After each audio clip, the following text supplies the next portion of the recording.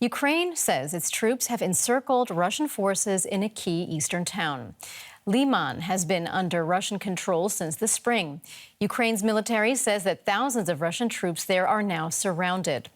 President Volodymyr Zelensky's chief of staff posted this video on Twitter. It's said to show Ukrainian troops raising the Ukrainian flag on the outskirts of the town.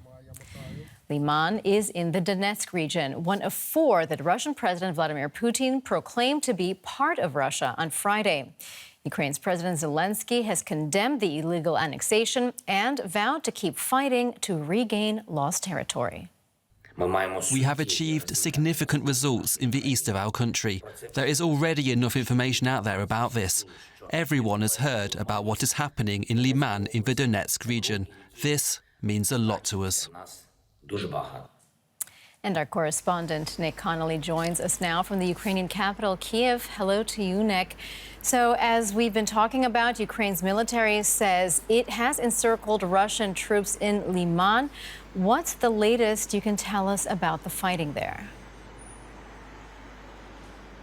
Well, this is a very important town indeed. This is a kind of strategic part of the Donbass region. It's the northwestern corner, as the Ukrainians would say, at the beginning of their retaking territory that Russia has basically spent a lot of energy, lots of lives and lots of tech taking over the past few months. And it seems like those Russian troops are indeed now surrounded. There is, or at least there was at last checking, one route out, albeit one route out that was under threat of artillery fire from the Ukrainians. So there was basically the option for those Russian troops stuck there, of which by different accounts there are about 5,000, some people say as many as 10,000, either to stay there to fight potentially to their deaths or to hand themselves over as prisoners of war to the Ukrainians, or to try and get out, but with that significant risk of being hit by artillery fire from the Ukrainians.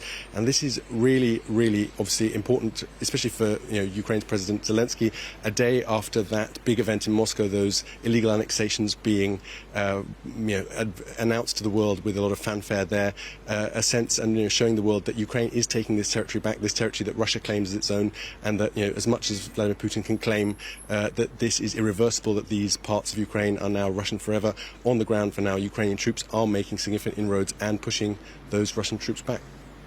Right, and there's also a Ukrainian offensive underway in the south. How is that proceeding?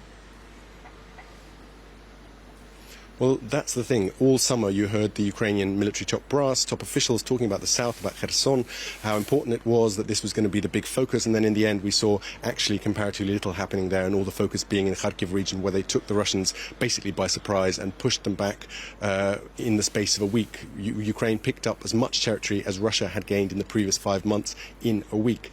Now in Kherson the progress is a lot smaller, it's a lot slower, but the Russians are in a very vulnerable situation because they're basically on the left bank of the Dnipro River, and all the ways across it the bridges have been destroyed, so they're dependent on ferries and pontoon bridges to try and bring supplies in. So there is the expectation that the Ukrainians will make a move, but again we've been proved wrong so many times. All the military analysts have been blindsided by what Ukraine's army did in the end. I think it's a very brave analyst, pundit now, who says where the Ukrainian army is going to go next.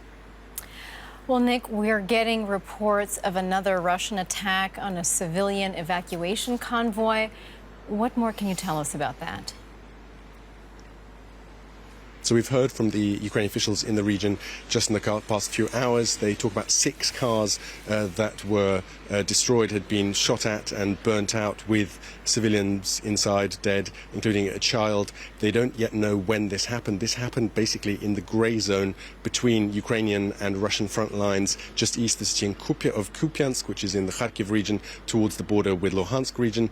We were there about a week ago, and that grey zone, that is a real thing. Even the people on the ground, the soldiers, don't necessarily know, if it's friendly fire or the other side coming at them. We were in that town, and suddenly there's a helicopter above us, and everyone assumed it was a Ukrainian helicopter until it started firing at the Ukrainian positions. So there are lots of bits of territory where civilians are in a really, really difficult position because they just don't know where to go for safety, how to get out, and which troops are.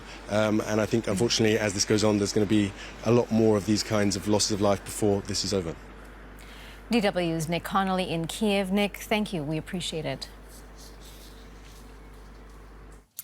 Well, Western allies have responded to Moscow's illegal annexations of 4 Ukrainian regions with yet more sanctions targeting Russian individuals and companies.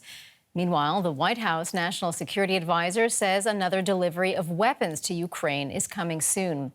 President Joe Biden said the U.S. and NATO would not be intimidated by Vladimir Putin. America is fully prepared with our NATO allies to defend every single inch of NATO territory. Every single inch. So, Mr. Putin, don't misunderstand what I'm saying. Every inch. The U.S. president speaking there, but now we can speak to Michael Baranovsky. He is a senior fellow at the German Marshall Fund and an expert on defense and Eastern Europe. Mr. Baranovsky, welcome to DW. So, as we've been hearing, Ukrainian forces are now on the offensive around Liman. How is Vladimir Putin likely to respond now that his troops are essentially being pushed out of what he's calling Russian territory? Well, Putin is responding in a way that we are seeing on TV. He's trying to freeze the front, freeze the line of contact where it is right now. He's not able to push back on Ukrainian forces with its own military. Therefore, he resorted to this sham referendums and trying to put up political barrier backed up by his nuclear threats. So we don't know what he will do next, except that Russia continues to lose conventionally in Ukraine, and that will continue to be the case. Well, we should, of course, remember that these 4 annexed regions are, in fact, not fully under Russian control. So what has Putin gained from announcing these annexations? Well, the worst case scenario, so to say, the negative explanation of this is that Putin switched the direction of the war, so to say. We all know that this is a war of aggression. It's Russia, it's Putin's forces that crossed into Ukraine. By claiming that these 4 regions are part of Russia, he's trying to reverse this logic to say that it's Ukrainians who are somehow invading the territory of Russia. And this way he motivates his military, his society for a defensive rather than offensive war. So he is definitely ratcheting up the escalation pressure on Ukraine and the West. So does this mean that these annexations essentially make a negotiated settlement or some sort of negotiated end to this conflict impossible? For a very long time, we will not see negotiated settlement of this conflict, also because it is unacceptable right now to the Ukrainian side, as President Zelensky very clearly stated, to negotiate with Putin himself.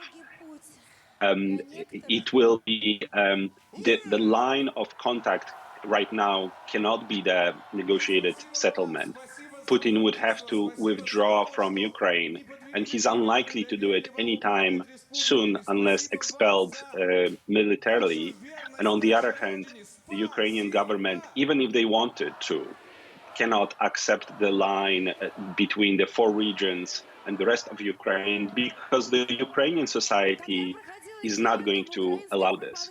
Ukraine is winning, and Putin is trying to put up this fake political lines, political barrier, in order to basically freeze the war where it is right now and have this protracted conflict for many months and perhaps years to come.